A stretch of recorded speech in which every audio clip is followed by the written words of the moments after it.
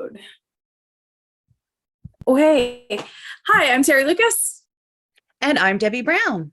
And this is the book report. Debby and I are once again collaborating just from a distance this time. Normally at this time of the year, we are getting ready to go to Houston and share a room. And Debby's not coming to Houston this year. And so I've had to find other roommates, but I love my other roommates. So we're going to talk about the books and products that we love and want everybody to have in their sewing rooms, as long as it works for them.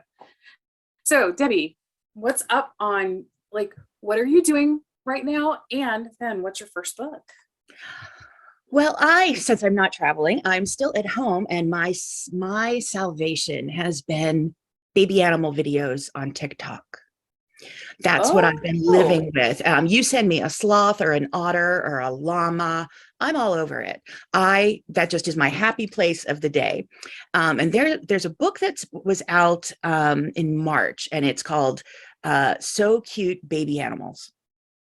It is paper pieced, and I'm not a huge paper piecer, but for a sloth or a baby cow, I would paper piece. And it's not ridiculous paper piecing. It's like insane 46 million pieces. And if you love paper piecing, go for the ridiculous paper piecing. Love it as much as you want to. Just not my first jam. What's really cool about this is it has projects for you to put these baby animals into, and all the blocks are either one size or the size of two on top of each other for taller or longer animals. So they're all you can substitute them all. You can put 2 blocks in a place or 1 double block.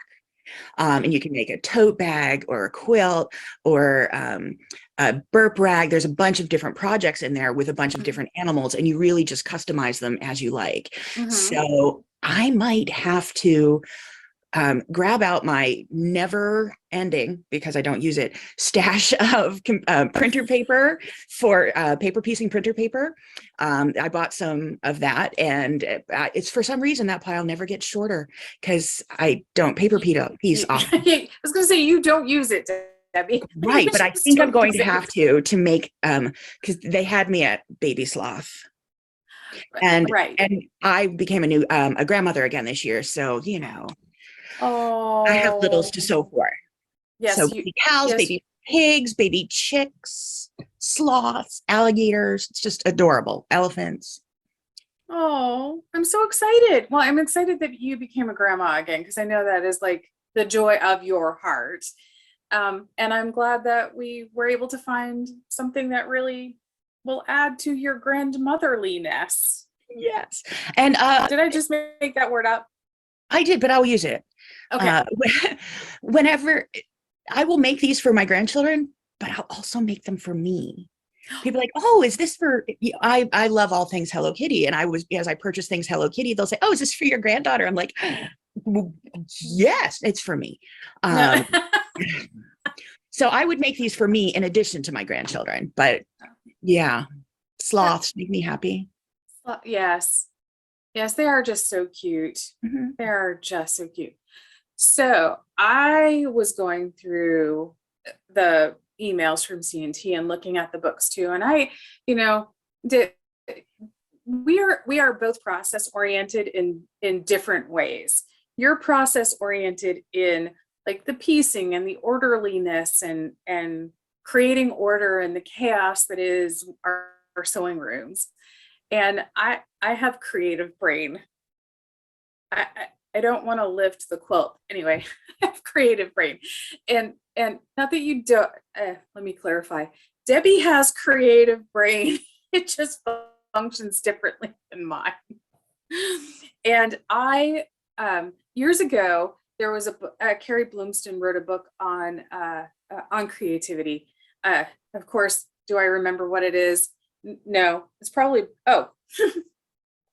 So she now has the big book of little sparks, creative journal. And, I'm a sucker for a journal. Like my stack of journals has to be about this tall. And, one of the things that I talk about in my classroom is that we have different ways of learning. And one of the exercises in the book is, what's your learning style? And she talks about 3 different ways. It's kind of an oversimplified thing, but it talks about how you learn, how you process information. And a lot of quilters, I think we're tactile learners, certainly, because we're repetitive tactile learners because we love touching fabric. We practice rotary cutting every time we cut. We love, touching the quilt or moving the long arm, whatever that is. But we're also either kinesthetic or visual learners. So it's either the oral or the visual, but we might do all 3 of those things. Like so I love written words. I love these little exercises in here to just like think kind of, in one sense, kind of think outside the box, but also think inside my own box and how I can explore that a little bit more. So this one is, it's a reflective exercise to help you find your voice. And, our voice is it is a way of how, it is one way of how we express that we,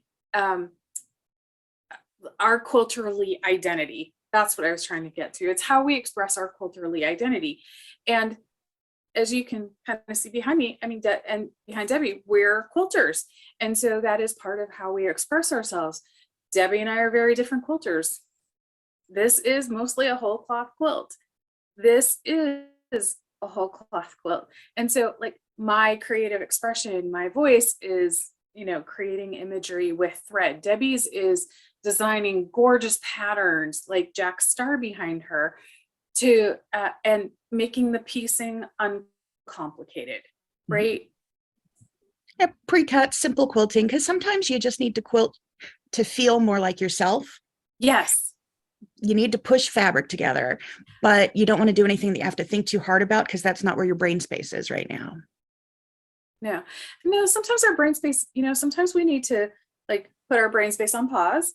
And sometimes we need to put our brain space on hyperspeed, and your patterns actually are one of the things that allow us to do that. So did you have another book? I do. I have a book that sent me on a journey. So the book is Love Fat Quarter Quilts. And apparently Love Quilting is a periodical that I did not know about. Wait, there's more here? So these are fat quarter quilts from the magazine that's called Love Quilting. So this is a collection of fat quarter quilts from modern quilt designers from around the world that were taken from the pages of the periodical. So it introduced me to a new periodical and to fat quarter quilts. Now, I specifically, personally, I design in fat eighths. Right. Which is 9 by 22 inches. And I also design in 2.5 inch squares. That's my limits. That's what I design in. I put myself in those boxes intentionally, and it really works for me. Having said that, I am not immune to the siren call of a beautiful stack of fat quarters. And as I moved back into my house, we rebuilt our house after a slight tree incident. And as that landed in my bedroom. The tree did land in your bedroom. That is true. As I was moving everything back in, I had to touch everything I own in my sewing room. And I discover that I have quite a collection of fat quarter bundles. So I don't want to jump outside of my boxes and design fat quarter quilts, but I can always appreciate new ones. And these were different. That it wasn't what you expect to see from them. So a lot of them were more background or all fat quarters and no background. I mean, it was just really, really an interesting mix of modern designs and for what I do, that had some fun place to quilt it as well. And was there one particular quilt in the book or two that really went, oh my goodness, I need to make this right now? Well, there was one that was all backgrounds. It was hourglass blocks, and I'm sorry, it was all from fat quarters. There was no background, and it was just Okay. letting all of the fabric mush together. And I love that look. That's not a look that's natural to me because I'm very background for, background print, all of that. And even when I work with the 2.5-inch squares, they turn themselves into one block. They don't, Right. they're not individual 2.5-inch squares. They become one block. So I think that'll be an interesting exercise for me to take some of my fat quarter collections and do that. I concur. It was hourglass Because and then that a can square. actually, Mhm. That sounds like, that just sounds like so much fun. Yeah. Now I'm gonna have to go look at that book. Like, Mm-hmm. I'm gonna have. And how is there a magazine out I didn't know about? Actually, how is there a magazine out that we didn't know about? Mhm. Because usually, if one of us The other knows, knows. they tell the other, right? Yeah, we do. So, Debbie, did you know that I have a passion for color? No. No, not at all. No. Mm-mm. No, Mm-mm. it's absolutely news to me. Yeah. Pastel, muted, tone on tone, low volume. Yes, that describes me to a T. No, one of the things that I saw in the emails was this tote bag. And now, all right, I make my own tote bags usually because I can. And for me, making a tote bag is a great way to practice quilting. And yes, everybody, I still do practice quilting. You practice quilting, don't you? I practice quilting on scrap quilts. Mhm. There, yes. And so this tote bag, I'm gonna try and show it a little bit. Okay, so this tote bag, the first thing I want to tell you about this tote bag is that it actually has two different sets of handles. Now, okay, you might wonder, like, why does it have two sets of handles? One is for just carrying it, like you're carrying it into something. And then the other set is for throwing it over your shoulder. So you have a short set, long set. First of all, I don't know who designed this, but I think that component is brilliant. And Debbie, what is the one thing that women want in their skirts and pants? Pockets. This sucker has pockets. There's one big long pocket in here that will fit a rotary cutting mat. Yeah, I know, right? And then there's another pocket in here that has a seam down, and you can fit a beverage in, a big bottle of a beverage in that pocket. And then, like your fabric and your mini iron and your rotary cutter, so that you have everything in here.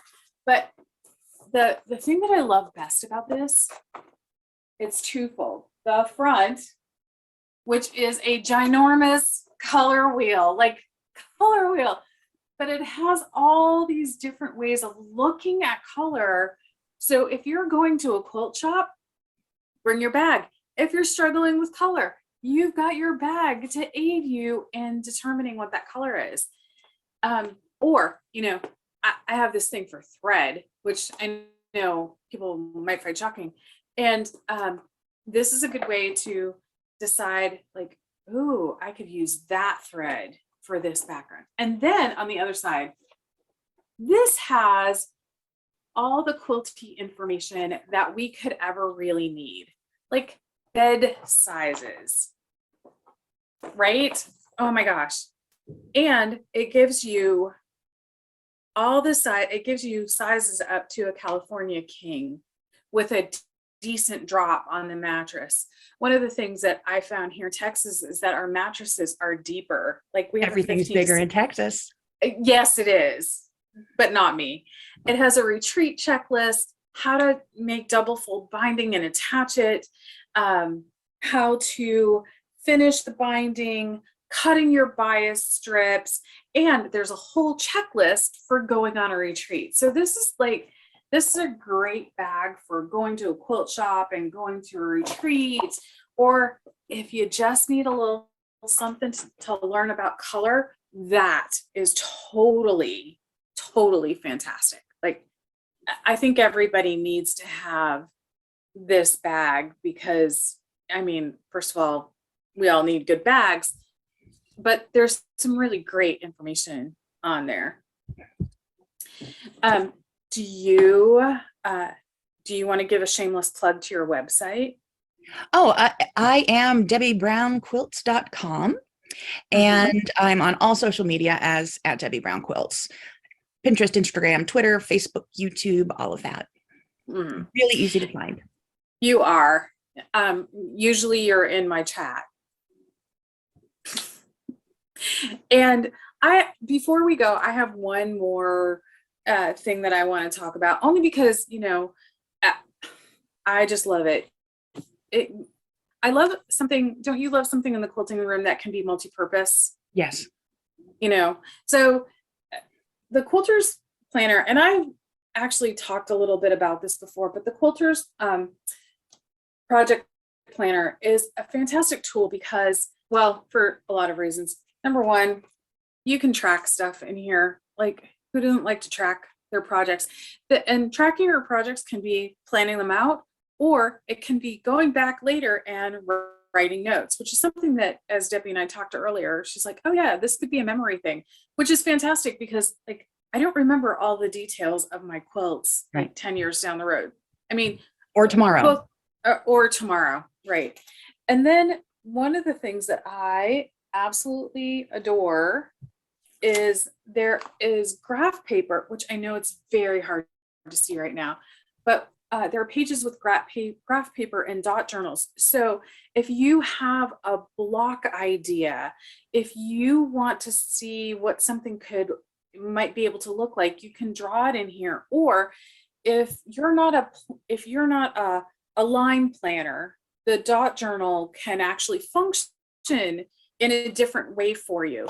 So there's always another way to look at something in order to use it. So you can either plan your projects, you can use it as a way to track your projects, you can use it as a way to have those memories that we're all looking for. So anything else before we go, Miss Debbie? No, I have a lot of quilting to do this afternoon. You do have a lot of quilting to do this afternoon. And so thank you. And we will join you again sometime very soon with another episode of the book report. And all of these products will be listed in the show notes. You can find Debbie at Debby Brown Quilts, and you can find me either by searching for Teri Lucas Quilter or at TerifiCreations. Thanks. Have a great day. Happy quilting.